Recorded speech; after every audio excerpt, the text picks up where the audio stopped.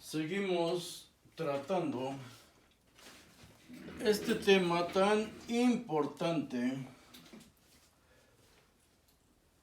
Es tema central en toda conversación y en toda cultura.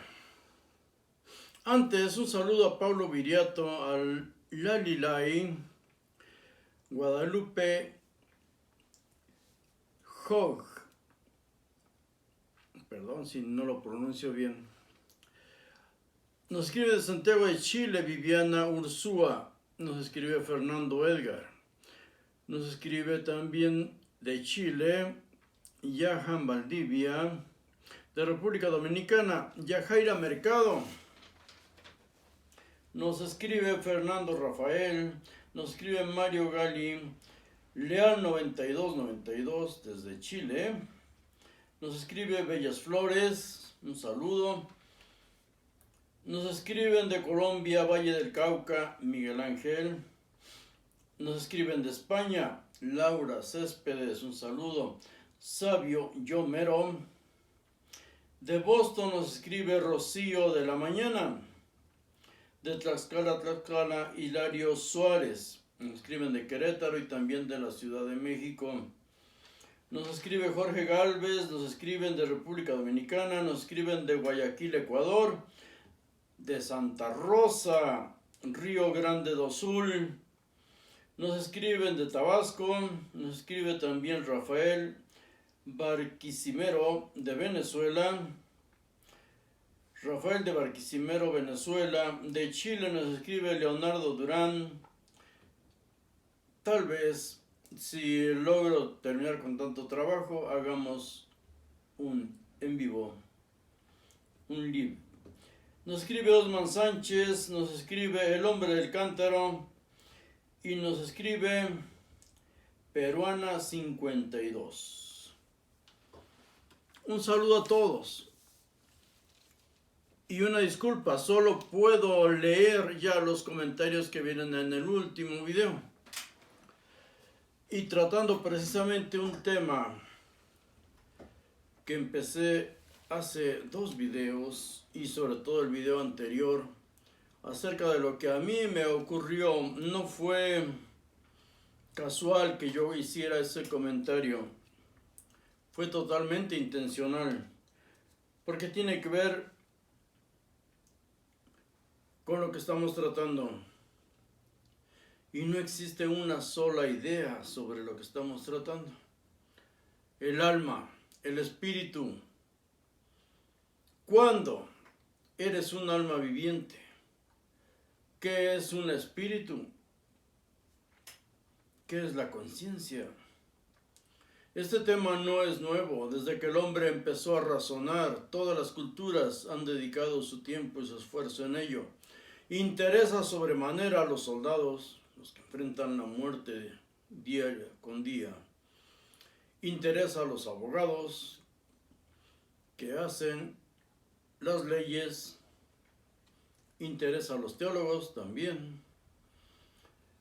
Pero este tema ya documentado, la resurrección de los muertos, lo encontramos en los escritos del Avesta, más de 1000 años antes de nuestra era, o sea, hace aproximadamente 3000 años. Estos escritos del Avesta en Yaz, del 19 al 89, ahí lo podemos leer.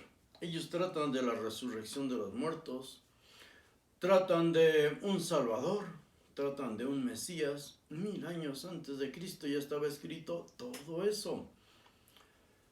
El cristianismo se basa más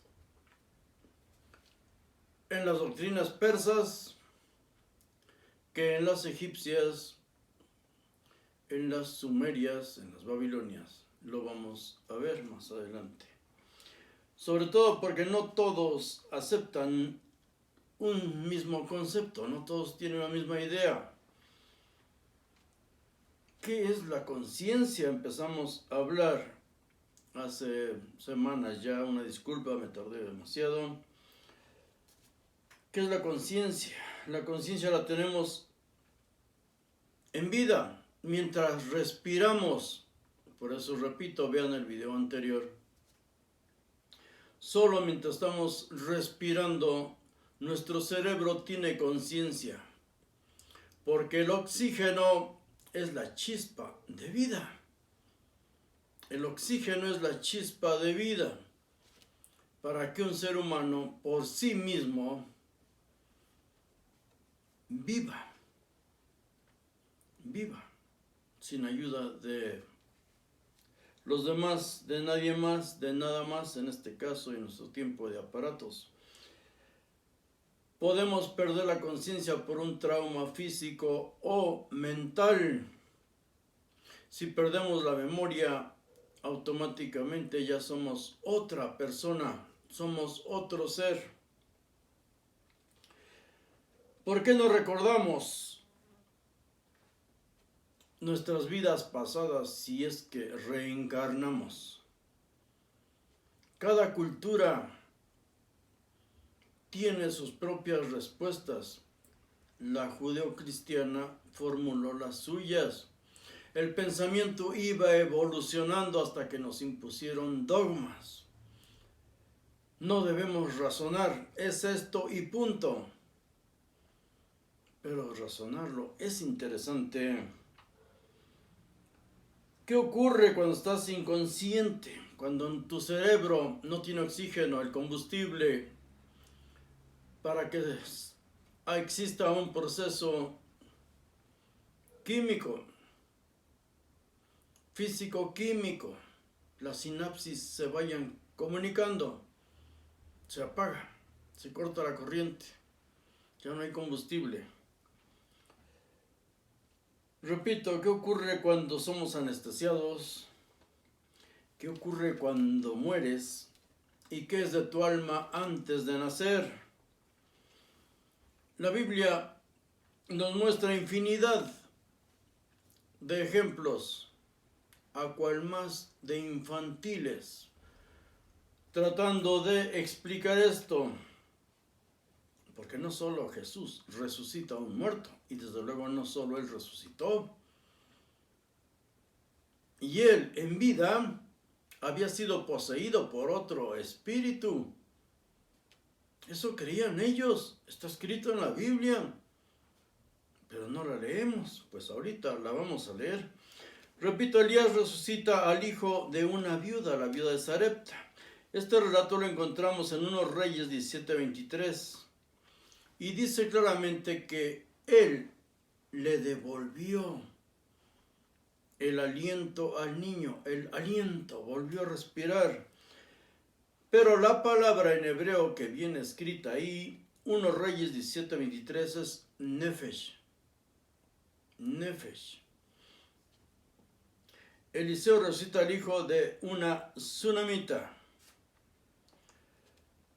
Esta mujer no era una viuda como la de Elías, era una mujer casada. Y si leemos el relato, recordemos que están hablando personas incultas, impreparadas, su lenguaje es tosco, demasiado cargado de sensualidad. Perdón, ahí nos describe a esta mujer, la tsunamita, como un mujerón, así para describir una sola palabra, un mujerón. Y el relato es interesante por el contenido profundo, pero en los alrededores es donde nos vamos a regodear nosotros. Esta mujer ve al profeta Eliseo, se deslumbra con él y se lo lleva a vivir a su casa. Convence a su marido, un anciano, por eso los viejitos debemos tener mucho cuidado con quien tratamos. Convence a su marido anciano de que le construya, lo hace que le construya una habitación en un piso superior. Y este hombre, Eliseo, cada vez que pasa por ahí, pasa a comer y dormir en esa casa.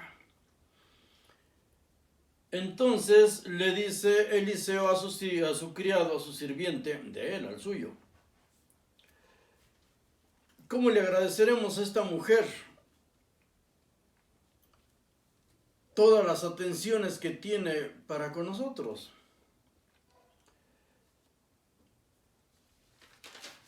Ella tiene todo, aparentemente su marido es anciano pero no pobre.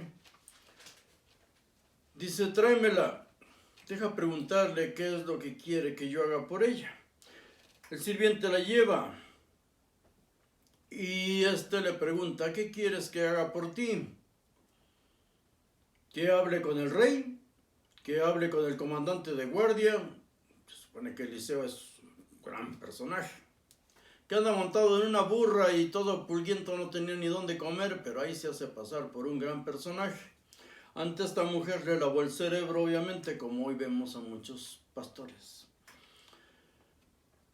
Ella dice que no lo ha hecho por un interés de beneficiarse en algo, su sola presencia le basta. Y él se da cuenta de que algo que le falta y es muy importante, dice, no tienes un hijo. Entonces ella resulta embarazada. Pare un hijo. Pero como continuamente pasaba por ahí, y seguramente no vivía cerca o no vivía en ningún lado, solo de arrimado en varias casas, pasaron los años, creció el muchacho y muere de un fuerte dolor de cabeza. Ella manda a buscar a Eliseo. En su queja, en su angustia, le dice, yo no te pedí un hijo, yo no te pedí un hijo, me diste un hijo y ahora se ha muerto.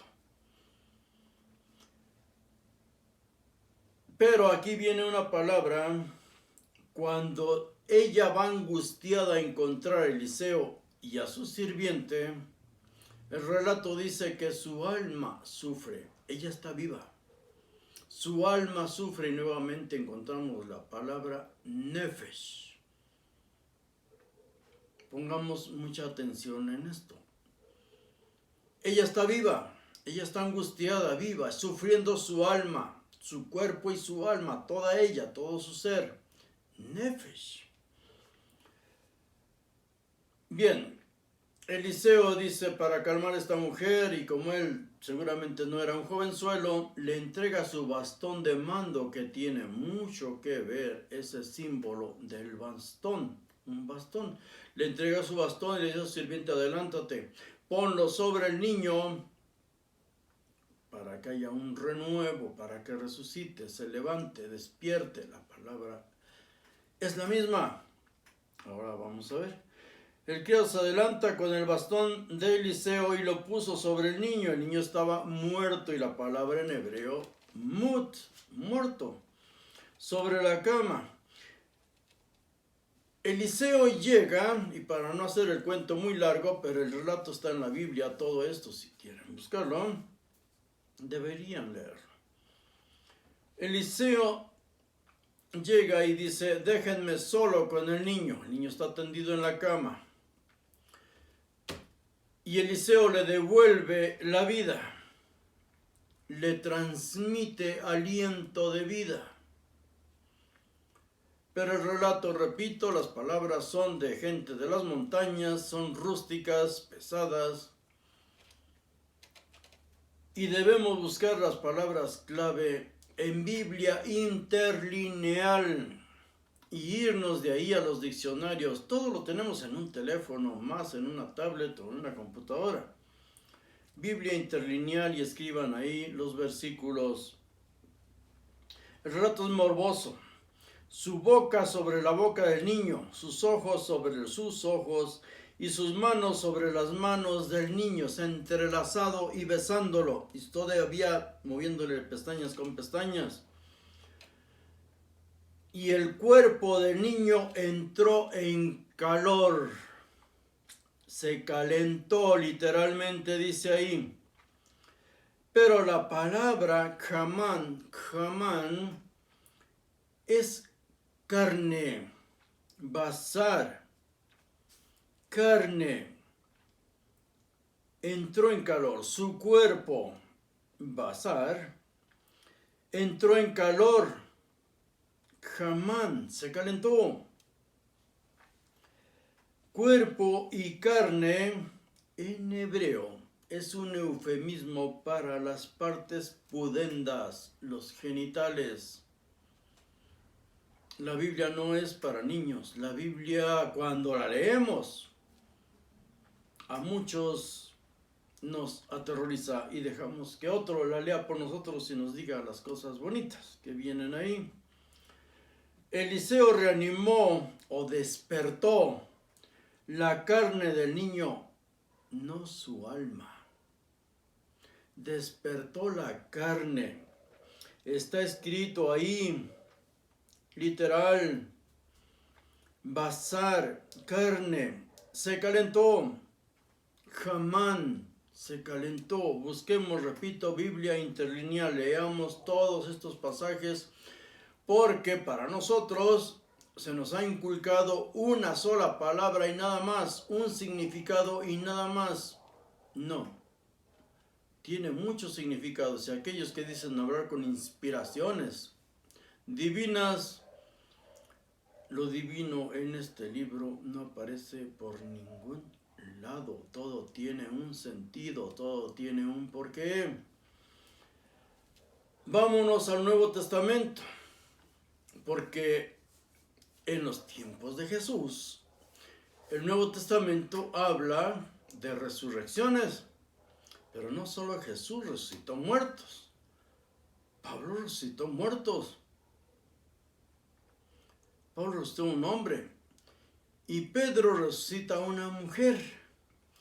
Pero también leamos el relato de la mujer que resucita a Pedro, Dorcas o Tabita, según se esté escrito en griego o en latín. Resucita a Dorcas o Tabita. Aquí está hablando en griego, le dice levántate o resucita, anístemi, porque está en griego. El relato lo van a encontrar ustedes, busquen Biblia interlineal, ahí léanlo.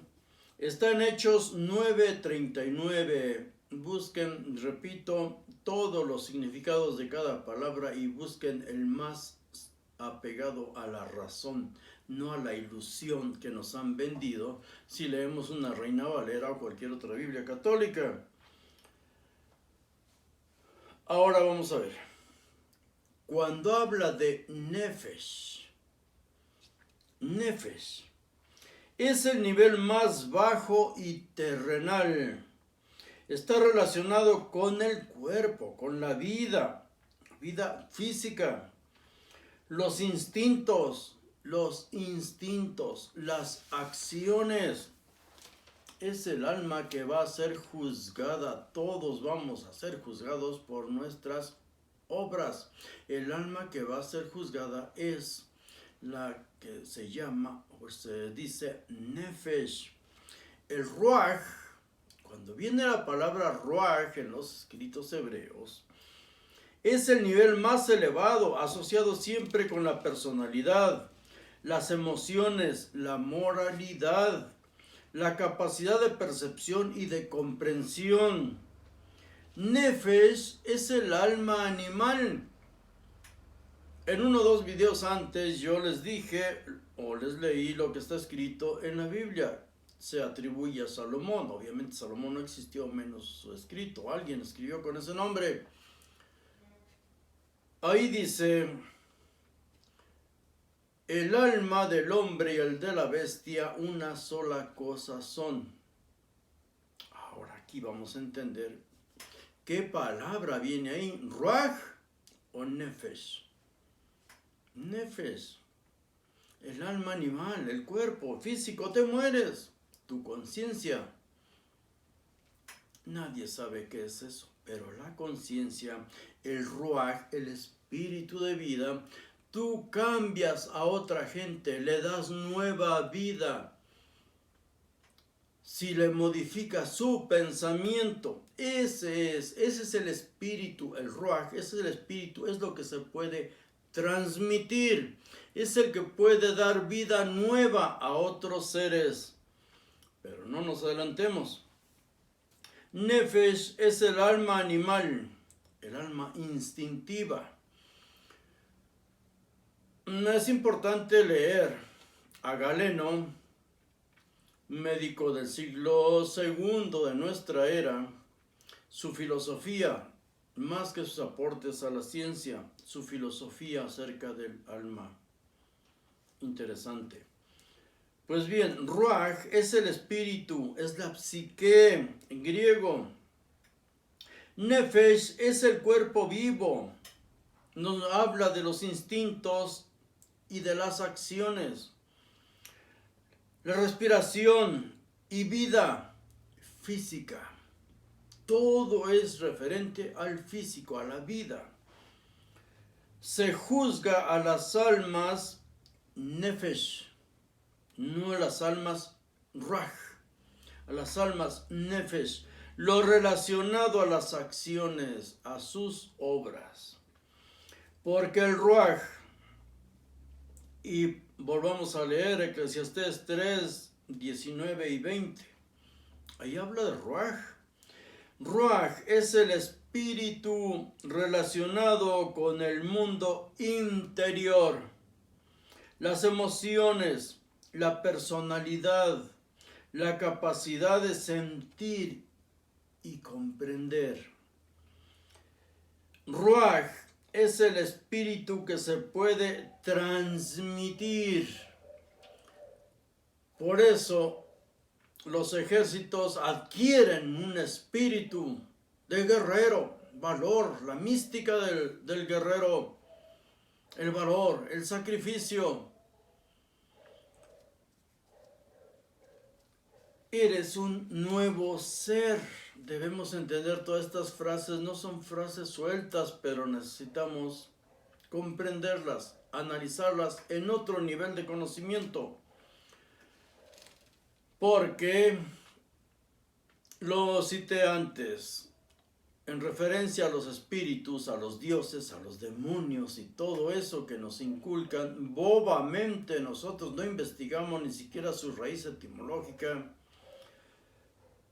¿Cómo, y permítaseme la palabra, cómo demonios, una bruja, la bruja de Endor, tenía el poder de regresar de la muerte del Tártaro, porque aquí ya hay filosofía griega, de regresar de la muerte a Samuel?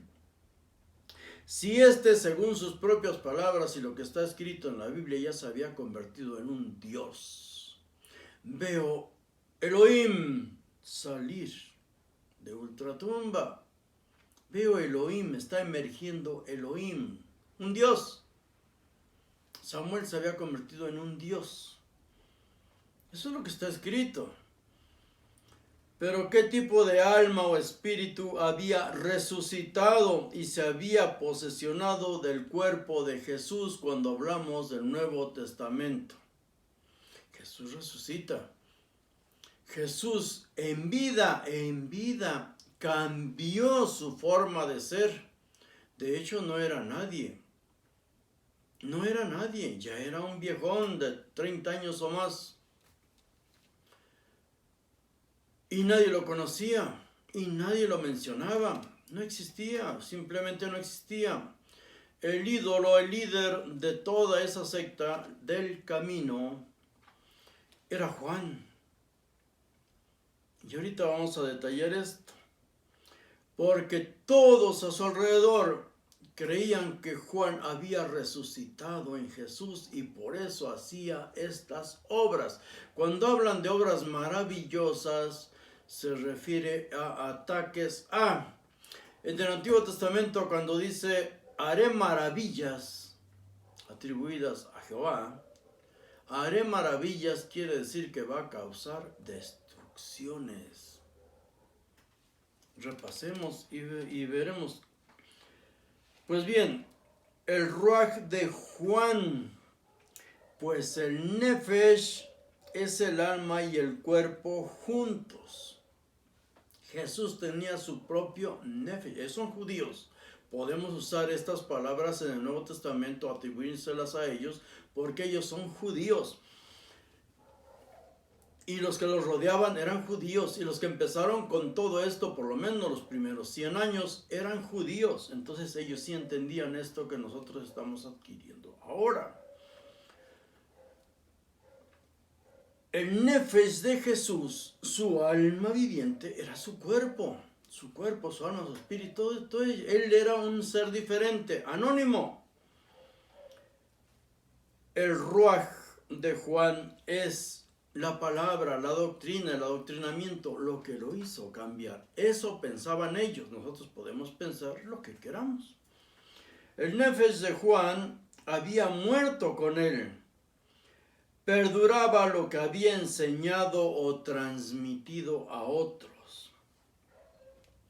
Jesús, cuando resucita a Lázaro, resucitó, levantó, Ejeiro lo levantó, fuera de los muertos, aquí muertos ya es necros. Lo levanta de los muertos. El relato de este milagro debemos de leerlo de principio a fin, analizarlo con todo esto y lo vamos a ver muy diferente. Porque Jesús es muy claro cuando van y le avisan angustiados, él dice, no se apuren. No está muerto. No está muerto. Tenía que correrse la voz, tenía que hacerse público, de conocimiento de muchos y ya después aparecer, pero ya que lo siguiera la gente. Y Juan salió, ya lo habían vendado y todo, y sale brincando. ¿Cómo? ¿Cómo podía caminar? ¿Cómo podía moverse? O sea, flotando en el aire. Bueno, pues bien, Jesús resucita, levanta a Lázaro, Ejeiro es la palabra, fuera de los muertos. Ya está en la tumba, se supone que está enterrado, está en su tumba. Pero Jesús resucitado, aparece otra palabra, anístemi. Jesús resucitado, anístemi, es resucitado por Dios, por su Dios. Lo vemos en Hechos 2:32, Gálatas 1:1, es levantado, anístemi. Porque en el libro de Gálatas viene la palabra Ejeiro. A él lo resucita, lo levanta de los muertos, su Dios. Ahora bien, en la reencarnación, enfrenta un rechazo político y religioso. El tema de la reencarnación, reencarnar, ese tema enfrenta un rechazo, tanto político como religioso, porque reencarnar, que una misma alma tenga la oportunidad de volver a vivir y superarse o no cometer los mismos errores que teológicamente hablando son pecados, elimina la necesidad de un salvador, porque puede salvarse a sí mismo. Hoy a punto de morir dices, en la otra vida me repongo. No hay intermediarios, no hay salvadores. Esto a la ley, a los que ponen la ley, no les conviene. Es mejor la creencia de que te mueres y te vas con tu Dios o te vas con tu demonio. Porque esta creencia era muy desarrollada en todas las culturas. Los superhéroes, los semidioses, los hijos de los dioses, eran los mediadores entre el Olimpo, los dioses y los humanos. ¿Por qué? Porque eran mitad seres humanos y mitad dioses. Habían sido engendrados por dioses con una mortal. Mediante tareas o sacrificios aquí en la tierra, podían ascender a los cielos mediante un sacrificio, o 12 como Hércules. Eso los llevaba al reino de los dioses, al Olimpo, a los cielos. Por eso todos los emperadores no solo se llamaban hijos de Dios, de un Dios X, el que conviniera según el pueblo, el lugar a donde llegaran estos emperadores.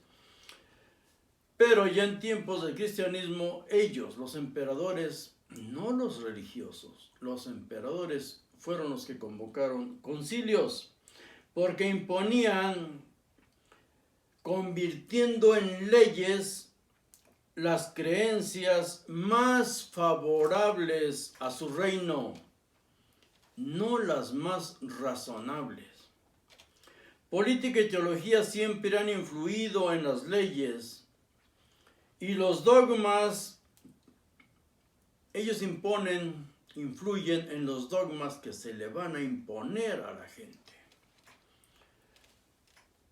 Hay un tema muy interesante, muy profundo, y todas las culturas, incluso en Mesoamérica, los dioses se hacen carne y el ser humano se los come. Eso de que Dios se hace carne para que sea devorado, sacrificado y devorado por su pueblo, no por los gentiles, por su pueblo, no es propio del judaísmo. Es un tema ya anterior, ya viejo, y repito, hasta en Mesoamérica. Todas las tribus creían que se comían a sus dioses. ¿Por qué? Porque el sol, la luz solar, era lo que daba vida, pero para que floreciera la vida necesitaba un útero, una madre, la tierra. Toda la semilla, todo lo que siembras, todo lo que plantas, vuelve a tener vida y vuelve a darte vida a ti y a todos los seres vivos que existen, todos los ecosistemas. Por eso todos los dioses se hacen carne o se hacen comida. Esto debemos entenderlo, porque si no, estamos muy atrasados y se trata de ir hacia adelante. No es que un dios, o sea el dios judío, se convierta en ser humano, se convierta en carne, solo para que lo escupan, lo insulten, lo humillen, lo denigren y al último lo maten, y de la forma más espantosa y vil, la crucifixión, la forma en que eran asesinados los peores criminales de su época. Para eso se hizo carne, eso es teología. Lo que todo mundo acepta es que sí, las bondades, todo lo que podemos comer, todo lo que encontramos, son bondades de nuestro Dios, sea cualquiera que sea la idea que tengamos acerca de Dios o de los dioses, o de un plano superior, o de una causa de todas las causas. Pensemos lo que pensemos, debemos ser agradecidos con la vida, sobre todo personas que llegan a vivir todo lo que yo he vivido, empezando por la edad. En Pablo, en 1 Timoteo 3:16, dice: indiscutiblemente grande es el misterio de la divinidad. Dios fue manifestado en la carne, justificado en el Espíritu, visto por los ángeles, no por seres humanos, no lo vieron seres humanos, visto por los ángeles, predicado al mundo y recibido arriba en gloria. Recordemos que todo lo que Él dice, Él escribe, lo hace por revelación. Él es el único que conoce estos misterios. Cuando habla de misterio de la divinidad, ¿sí?, nos habla de que la carne de que Dios fue manifestado en la carne, pero en los originales no viene Dios. No aparece la palabra Theos. El misterio se manifiesta en la carne, o sea, es un misterio la vida. Es justificado, o sea, hay que hacer justicia en el Espíritu, no justificado en vida, en algo físico. Por eso se criticaba a Pablo y a muchos gnósticos, porque decían que Jesús no había venido en la carne, o sea, Dios no podía convertirse en hombre para que lo humillaran, lo azotaran y lo mataran. Dios no puede morir, no solo 3 días, ni un instante. El misterio de la piedad, Eusebia, y luego nos habla de justificado, decaído, justo o inocente, juzgado. Y es juzgado en el espíritu, no en su carne, en el espíritu. En el espíritu fue visto. Sí que es grande el misterio que enseña o predicaba Pablo. En 1 Corintios 2:7 dice, hablemos sabiduría de Dios. En misterio, la sabiduría oculta que desde antes de los siglos Dios predestinó para nuestra gloria. Nuestra gloria, pero ¿a cuál? ¿Quiénes son nosotros? Nuestra, la de Él. En Efesios 3, del 3 al 9, dice, por revelación me fue dado a conocer el misterio, tal como antes les escribí. Todo es por revelación. Él es el que empieza a predicar. Él empieza a predicar esto. Y hay que creerle. Y punto, los evangelios son una generación después prácticamente, o por lo menos muchos años después de que Pablo empezó a escribir. En Efesios 6:19 dice, oren por mí, para que me sea dada palabra al abrir mi boca, a fin de dar a conocer sin temor el misterio del evangelio. ¿De qué estamos hablando? ¿De realidad? No. De misterios. De lo que Pablo dice que vio o le fue revelado a él en espíritu, no físicamente.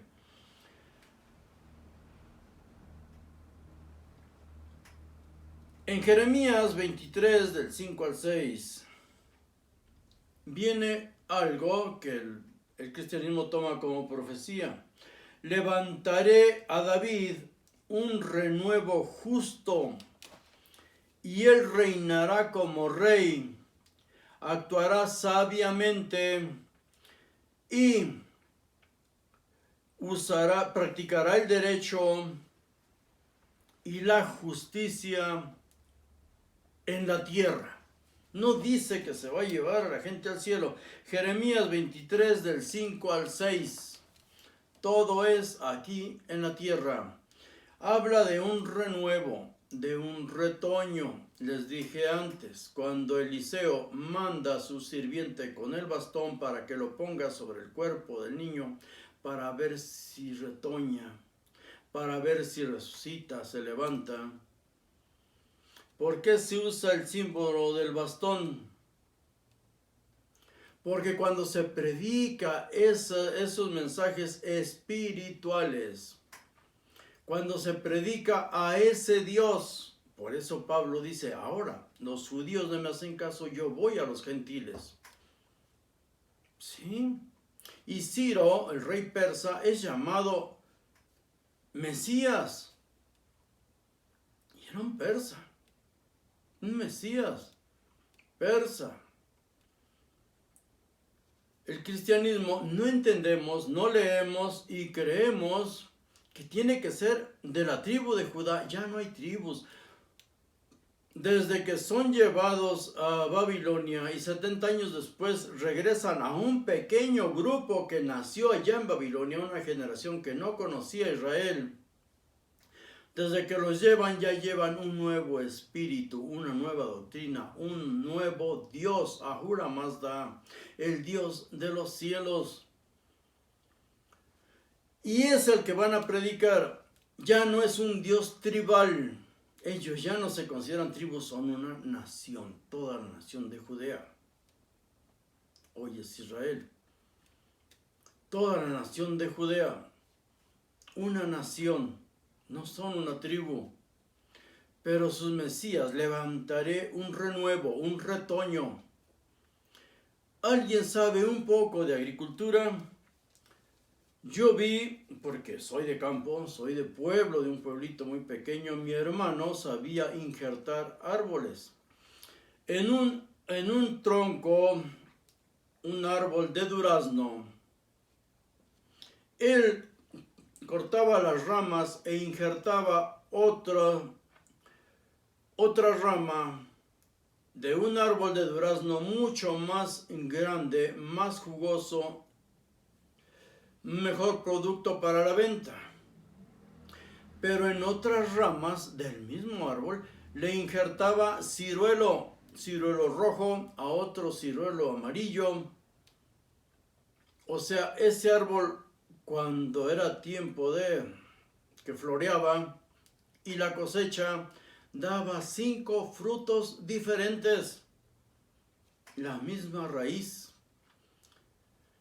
Los injertos no tenían nada que ver con el tronco, solo alimentaba al renuevo, lo había alimentado. Levantaré para ti un renuevo. Y otro dice, y voy a predicar a los gentiles. Va a transmitirles el mensaje e inculcárselo. Debemos aprender esto y ver cómo funciona eso de los injertos y por qué aquí se repiten varias palabras.